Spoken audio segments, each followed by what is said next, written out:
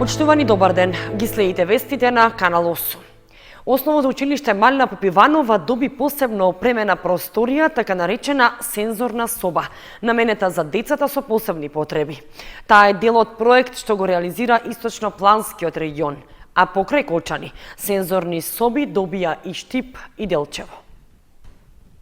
Во просториите на основното училиште Малина Попиванова во Кочани беше отворена така наречена сензорна соба, наменета за учениците со посебни потреби кои се школуваат во оваа образовна установа.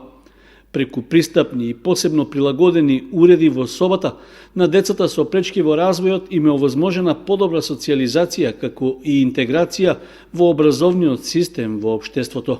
Сензорната соба е изградена и опремена со подршка од проектот Здрави деца, сигурна иднина, чија вредност е 28.000 швајцарски франци, а што преку Центарот за развој на Источнопланскиот регион покрај во Кочани се реализира и во општините Штип и Делчево. Покрај сензорните соби, како активности од самиот проект, наредната година треба да реализираме серија на обуки за воспитувачите, за наставниот кадар кој би работел со оваа сензорна соба, меѓутоа и со наставниците кои работат во основните училишта и средни со деца со посебни потреби.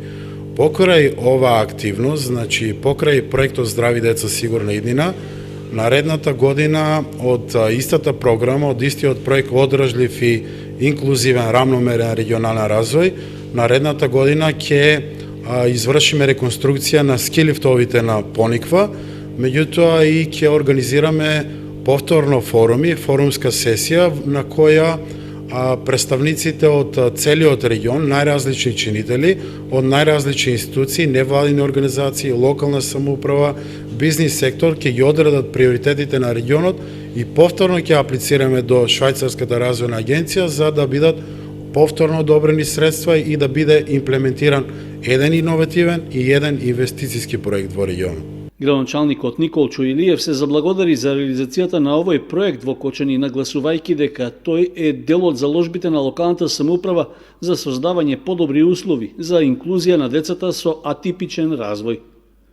Ова сензорна соба очекувам дека ќе ги даде очекуваните резултати, односно ќе помогне во интеракцијската комуникација на корисниците на оваа сензорска соба, како во образованието, така и понатаму во општеството.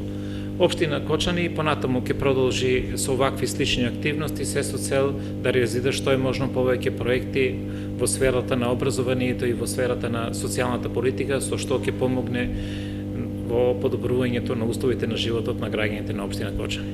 Директорот на основното училиште Малина Попиванова Благој Петров истакна дека сензорната соба значително ќе ги подобри условите за престој на децата со посебни потреби во образовната установа.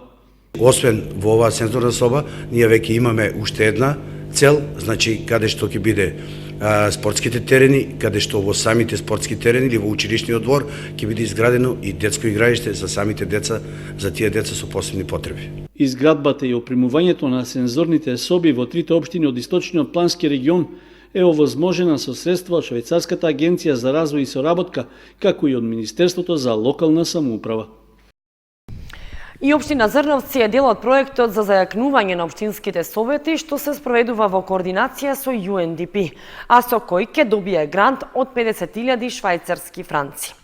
Како ќе се трошат парите ќе одлучуваат граѓаните на форум во заедницата што ќе се одражи идната година. Покрај Кочани и општина Зрновци е дел од локалните самоуправи во микрорегионот која е вклучена во проектот за јакнување на општинските совети што во земјава го спроведува програмата за развој на Обединетите нации UNDP. Со овој проект Зрновци ќе добие грант во вредност од 50.000 швајцарски франци, наменет за решавање на прашања од инфраструктурно или друго значење за граѓаните, а за кое тие сами ќе одлучуваат.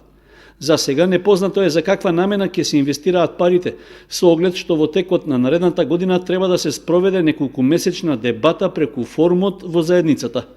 Тоа значи дека повеќе субјекти во општината, од граѓанскиот, односно невладиниот сектор, јавни институции и приватни стопанственици, ќе треба да предложат неколку проекти, од кои подоцна ќе се избере најприоритетниот, а за кои ќе се наменат парите што ги обезбедува Швајцарската агенција за развој и соработка. Покрај Зрновци и Кочани, во државата со проектот за заекнување на општинските совети се опфатени уште 16 општини, кои исто така ќе добијат грант за реализација на проекти, а за што швајцарската влада обезбеди вкупен износ од 3 милиони и 400.000 швајцарски франци. Покрај овие проекти, секоја општина ќе добие уште по 12.000 швајцарски франци за имплементација на иновативни решенија во информатичката технологија, наменети за зголемување на транспарентност и отчетноста на општините, како и за учество на граѓаните во носењето одлуки на локално ниво.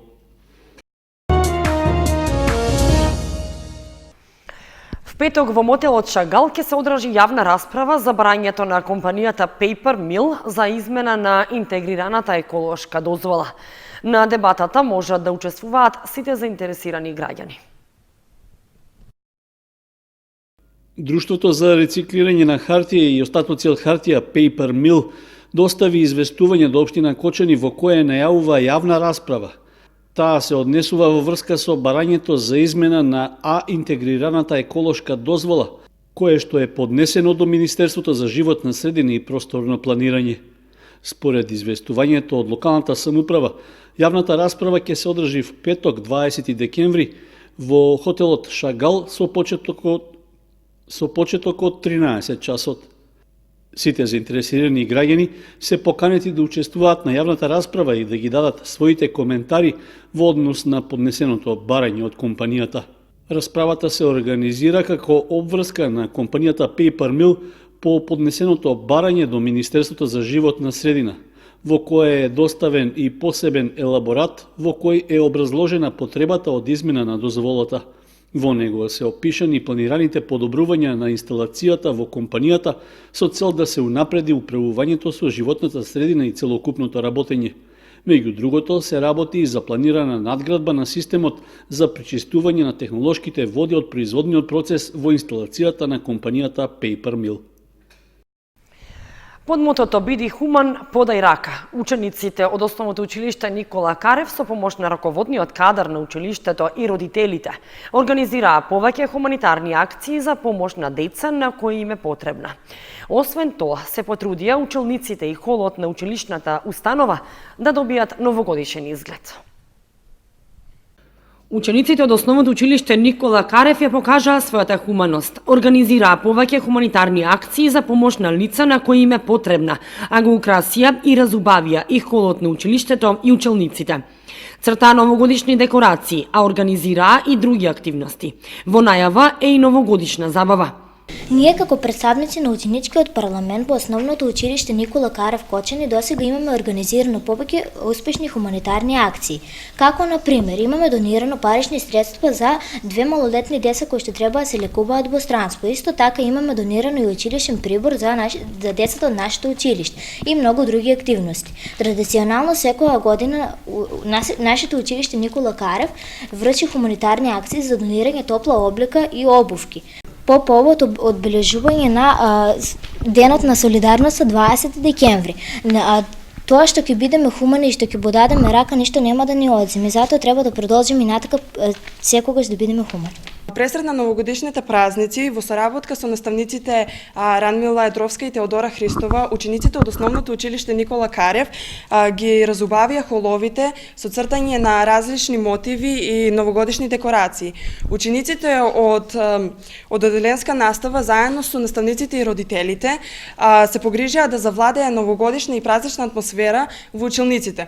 Исто така тие организираа и новогодишна забава која ќе се одржи на 26.12.2019 година со почеток од 16:30 часот во училишната спортска сала. Па почитувани родители, ве покануваме на нашата забава. За крај, во име на училишниот парламент и училиштето, ви ги честитаме новогодишните и божикните празници. Како што кажаа учениците од ученичкиот парламент од нашето училиште, секоја година, значи, ние организираме хуманитарна акција. Оваа година е под мотото "Биди хуман, подај рака". Значи, традиционално ја продолжуваме. Воедно сакаме и да напоменеме покрај тоа учениците што се вклучуваат во акцијата, се вклучени и родителите.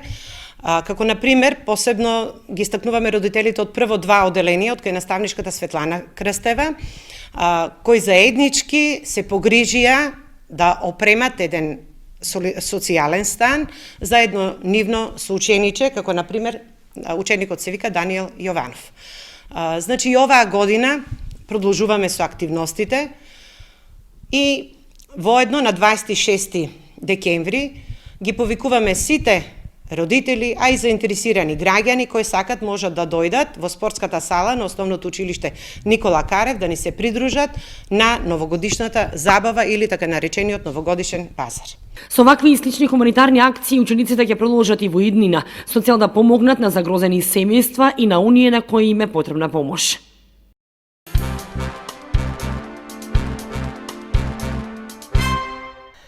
Вкупно 19 крвни единици се собраа од крводарителската акција, што во организација на Црвениот крст од Кочани се одржа во просториите на Средното училиште Љупчо Сантов. Истата се спроведе во соработка со Институтот за трансфузиона медицина од Штип.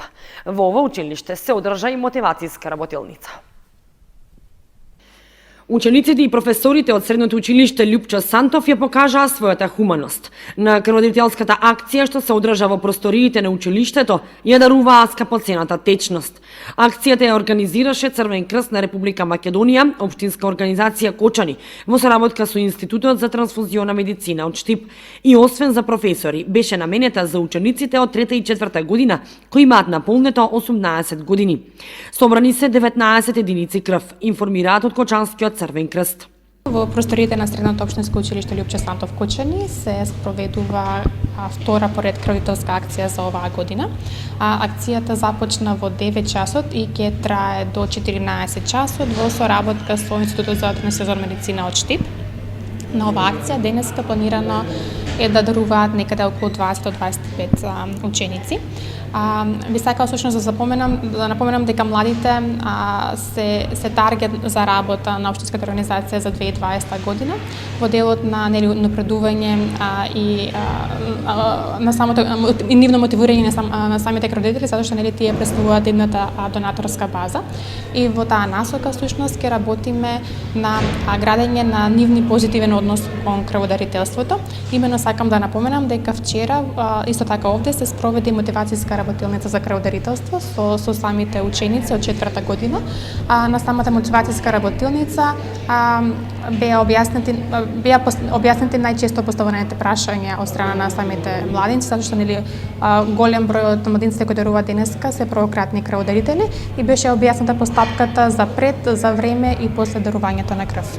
Вакви акции Црвениот крст од Кочани организира секоја година со цел поттикнување на младите да бидат хумани и со дарување на својата крв да спасат нечи живот.